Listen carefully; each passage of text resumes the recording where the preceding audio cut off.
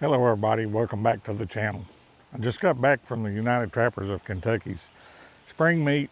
It was some great fellowship and some really good classes on trapping and different things. I'm back home now and it's time to get back at this garden. We've got some heavy rain moving in, so I'm going to try to get some stuff done hopefully before the rain starts. And I'm going to show you a tool that I use here in the garden that's really beneficial to me. So stick around, you'll get to see that. I've also got a question for everybody. Maybe somebody out there can help me with a small problem that I've had for years and I ain't never found a real good solution for yet. I'll post that in here as well. So let me know down in the comments what you think I can do to help me with this problem. All right, everybody, if anybody has got any suggestions on how to get rid of these crawdads, I would definitely appreciate it. As you can see, they are digging holes everywhere in my garden. I've been dealing with these things for years and ain't figured out a good way to get rid of them yet. The water table's low here, so of course they burrow underground, dig their tunnels, and they dig up all over the garden. So if you've got any suggestions on how to deal with these things and eliminate them, I'd certainly appreciate it.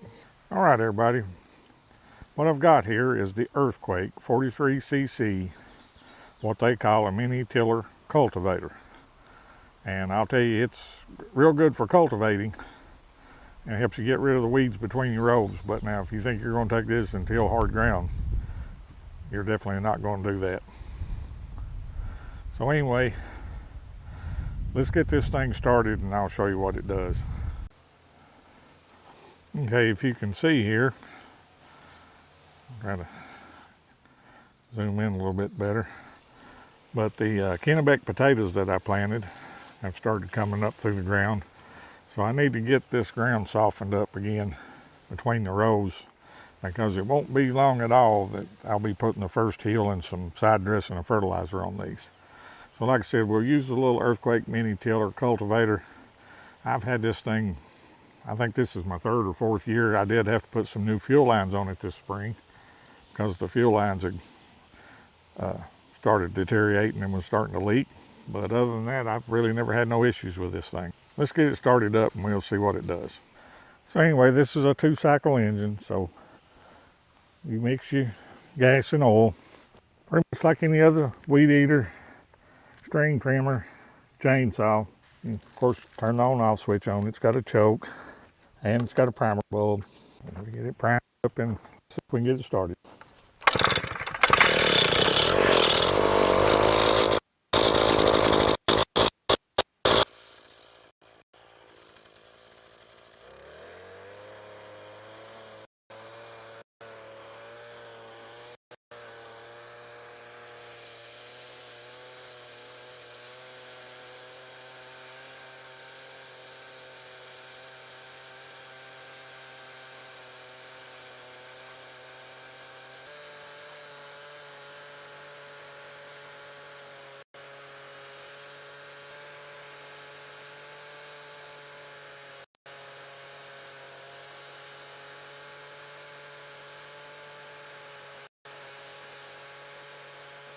All right, guys, that's what it looks like